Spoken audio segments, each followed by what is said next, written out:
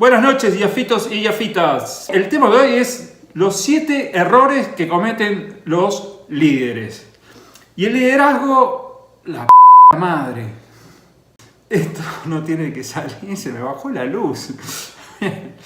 Y el liderazgo lo ejercemos en todos lados, no solamente en el trabajo. Puede ser que seas un líder en el trabajo, que te lideren en el trabajo, pero el liderazgo en realidad sucede en todos los ámbitos. Antes de empezar con los 7 errores, que te seguro que los vas a poder identificar fácilmente, quiero darle las gracias a los seguidores que se están sumando de otros países, además de Argentina y Colombia, que es donde Yafi tiene sede, como Ecuador, Venezuela, países de Centroamérica, mucho de México, de Estados Unidos. Así que voy a empezar a utilizar el español neutro, que lo tengo bastante a mano, así que no me va a ser muy difícil. Bien, otro tema importante es que volvieron las plantas, volvió el helecho. Para los que no vieron mis videos anteriores saben que siempre hay un tema con las plantas. Y vamos entonces ya de lleno a hablar de cuáles serían los 7 errores más comunes que cometen los líderes. El primer gran error que cometen algunos líderes es utilizar el poder en vez de la autoridad. ¿Cuál es la diferencia entre poder y autoridad? Que el poder se hereda, es decir, a tu jefe lo nombraron jefe, no fue designado por el grupo que lidera como la autoridad, ¿sí? En cambio, la autoridad es algo que te otorga la gente que estás liderando. Entonces, cuando hay una persona que es jefe, que al mismo tiempo debería ser el líder de un grupo, pero ejerce el poder en vez de ganarse la autoridad, ese es un grave error, porque a la gente no le suele gustar a alguien a quien no le damos autoridad que nos esté dando órdenes. El segundo error es un poquito más complejo, pero lo van a entender fácilmente, que es la falta de pensamiento sistémico. Los líderes que piensan en causa-efecto, es decir, dado tal hecho es porque falló esto, generalmente no tienen una visión más global para poder solucionar problemas. El pensamiento sistémico, que es algo que está ya hace muchos años, estamos hablando hace 30, 40 años, que se está implementando y cada vez más en las organizaciones inteligentes. A propósito, en la descripción te voy a dejar un link a nuestro blog, donde hay un artículo sobre las organizaciones inteligentes. Implica que si, por ejemplo, no estamos vendiendo mucho, el problema no es del departamento de ventas necesariamente. Si, por ejemplo, los productos no están saliendo bien, el problema no está en la línea de empaque. Puede haber un problema en la dirección, puede haber un problema de desmotivación general en la empresa, puede ser que la empresa no tiene una visión clara, puede haber desmotivación general que generó el Departamento de Recursos Humanos. O sea, incluir el pensamiento sistémico, que también te voy a dejar un link para que leas sobre pensamiento sistémico. Ya van 2 links, pero bueno, los líderes tienen que empezar a dejar de utilizar el causa-efecto. Dado esto es porque falló esto. No es así.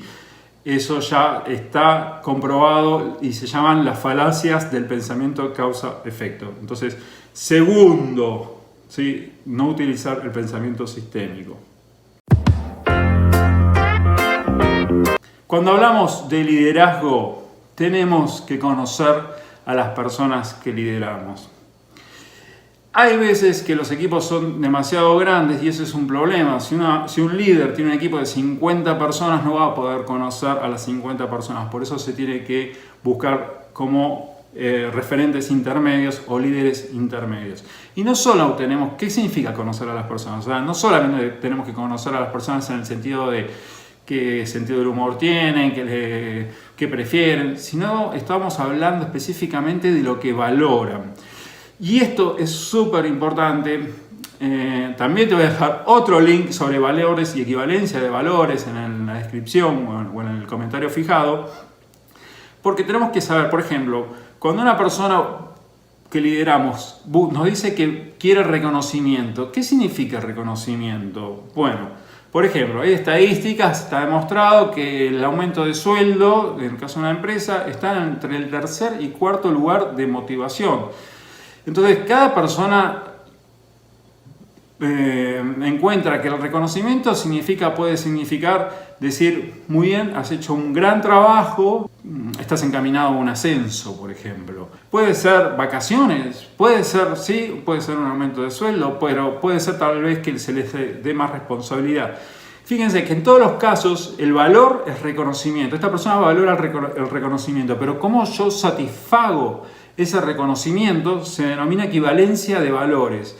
Entonces, tendríamos en el ideal que conocer no solo lo que valoran, sino cómo satisfacemos eso que valoran. Entonces, estamos hablando ya del tercero error de los líderes, es que no conocen lo que valoran las personas que lideran. Y esto me pone mal. Suscríbete, por favor. Suscríbete, por favor. Esto que acabo de hacer se llama interrupción de patrón. Acá te dejo la tarjeta para que leas lo que es la interrupción de patrón. Y es el momento para decir suscríbete y activar la campanilla o dale un like para ayudar a que crezca el canal y podamos seguir haciendo más videos. El cuarto tiene que ver con la comunicación, que es suponer que las cosas se entendieron como las dije.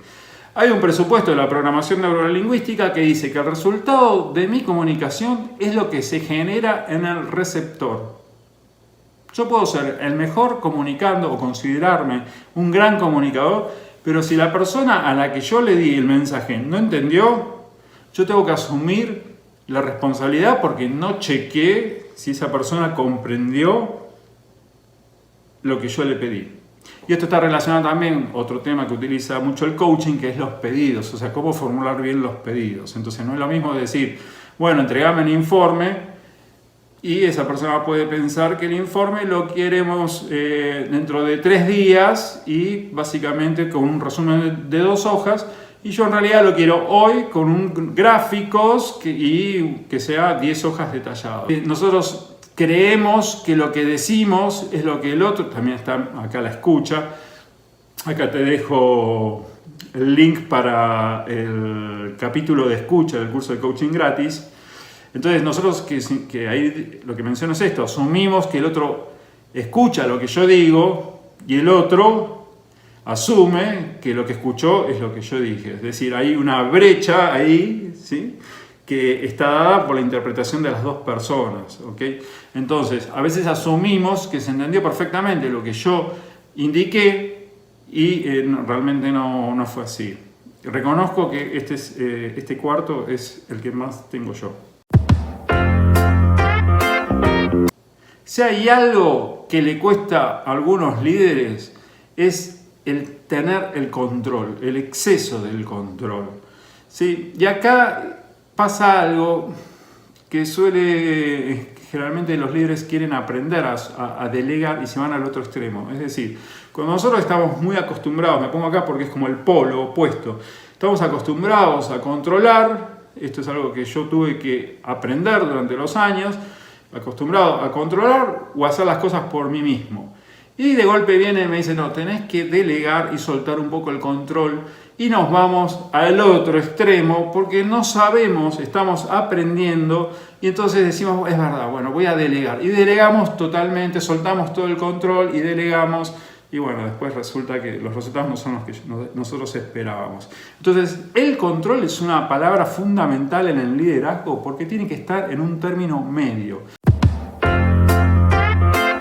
Creo que nadie quiere tener un líder de que tenga esto que voy a mencionar, es el exceso de crítica, ¿sí? Es decir, si acá tenemos lo que está mal, destacar lo que está mal, y acá tenemos destacar lo que está bien, ¿sí? Otra vez el equilibrio, ¿ok? Entonces, hay líderes que son muy duros, muy críticos. Esto, por supuesto, es súper desmotivante para las personas que lideran, y las intenciones del líder tal vez sean buenas, pero es bastante desmotivante. Por otro lado, hay algunos tipos de líderes que para mí también no funcionan muy bien, que son los de todo es reconocimiento, y aunque vean errores que se le pueden marcar a una persona para corregir, prefieren ignorarlos por no enfrentar la situación. Esto tampoco sería un buen liderazgo. O sea, realmente un buen líder lo que busca es dar reconocimiento, ¿sí? Pero también marcar las cosas que se pueden corregir. Es decir, en otras palabras, si estamos hablando del feedback, hay un feedback que es alentador y hay un feedback que es correctivo. Y tiene que haber un equilibrio entre ambos. Por ejemplo, yo puedo decirle a una persona, hiciste muy bien esto, el informe está perfecto, aunque me lo entregaste 2 días más tarde. Destaco que el informe está muy bien y destaco que me lo entregó 2 días más tarde. Algunos líderes simplemente se centran en, me lo entregaste tarde, y no dicen nada sobre, claro, lo entregó tarde porque el tipo estuvo haciendo el informe, esto súper detallado, y estaba esperando un reconocimiento por el detalle que se tomó, el trabajo que se tomó, y lo único que recibe es una crítica. Séptimo error que cometen los líderes. No lo van a adivinar porque no es muy fácil, pero ahora cuando lo mencione se van a dar cuenta que es enfocarse en el responsable del problema. Surgió un problema y este líder se enfoca en buscar al responsable. ¿Quién fue? Es el típico ¿quién fue? Los líderes que pueden ganar mayor autoridad son los que se enfocan en solucionar el problema y no les interesa tanto quién fue. Primero van y buscan, vamos a solucionar el problema. No, fue tal, no importa. Ahora vamos a solucionar este problema. Y después va a venir esto que mencionaba en el punto anterior, el feedback correctivo y alentador al que pudo haberlo generado. Fíjense que están conectadas las cosas, porque también empieza acá el pensamiento sistémico, empieza el equilibrio entre la crítica, el delegar, o sea, todo está agarrado, por eso lo dejé para el final. Es decir, normalmente cuando nosotros en una empresa surge o en una organización surge un problema, lo que tenemos que hacer es solucionar el problema. Después quién fue es secundario. No digo que haya que ignorarlo, pero lo que hay que hacer es solucionar el problema. Y después cuando llegue el momento puede trabajar con la persona que fue el responsable o todo el equipo y dar un feedback equilibrado de, bueno, cómo vamos a solucionar esto de acá en adelante. También ahí viene eso. Por ahí de nada sirve criticar, sino sentar a la persona y decir, bueno, ¿cómo hacemos para que esto no vuelva a suceder? Y el octavo, dije 7, pero el octavo es que te suscribas, porque si no te suscribís, no voy a poder cumplir con la promesa de que cuando llegue a 5.000 suscriptores me voy a comprar un micrófono profesional para que me puedan escuchar mejor. Y tal vez incluso cuando llegue a los 10.000 cambie un fondo y ponga una escenografía para que no estén más las plantas y toda esta biblioteca.